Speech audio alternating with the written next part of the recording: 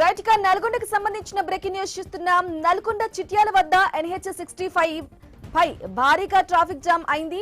సంక్రాంతికి పల్లెలకు వెళ్లిన జనం తిరిగి హైదరాబాద్ బాట పట్టడంతో వాహనాల రద్దీ పెరిగింది.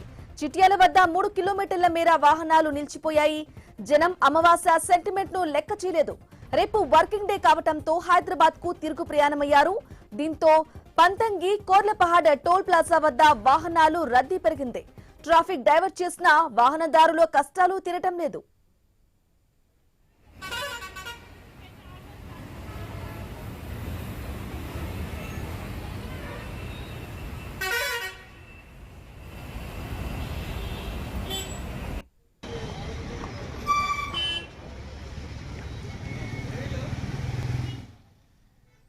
రైట్ గా ఇదే విషయానికి సంబంధించి లేటెస్ట్ అప్డేట్స్ అందించడానికి మా ప్రతినిధి కిరణ్ ఫోన్ ద్వారా అందిస్తారు. కిరణ్, బ్రహ్మణి హైదరాబాద్ టు విజయవాడ నేషనల్ హైవేపై వాహనాల రద్దీ ఇంకా కొనసాగుతూనే ఉంది.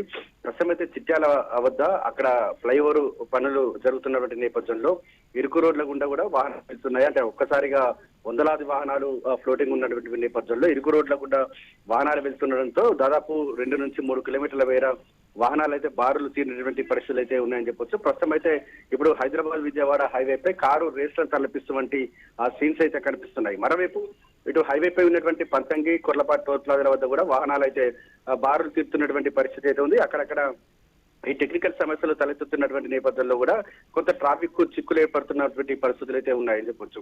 ముఖ్యంగా ఇటు హైదరాబాద్ విజయవాడ హైవేపై ఈ రోజుతో పోలిస్తే నిన్న భారీ ఎత్తుంటే 1,50,000కు పైగా వాహనాలు వెళ్ళినట్టు కూడా అంచనా వేశారు. ఎందుకంటే కొంతమందికి ఈ రోజు ఆదివారం, అందులోనూ అమావాస్య సెంటిమెంట్ ఉన్న కారణంగా కూడా నిన్న ఎక్కువగా కూడా ప్రయాణం చేసినట్టు కూడా తెలుస్తా ఉంది. కానీ ఈ రోజు కూడా అమావాస్య సెంటిమెంట్ కూడా పక్కన పెట్టి కూడా చాలా మంది ప్రయాణం చేస్తున్నట్టు కూడా మనకు స్పష్టంగా తెలుస్తా ఉంది.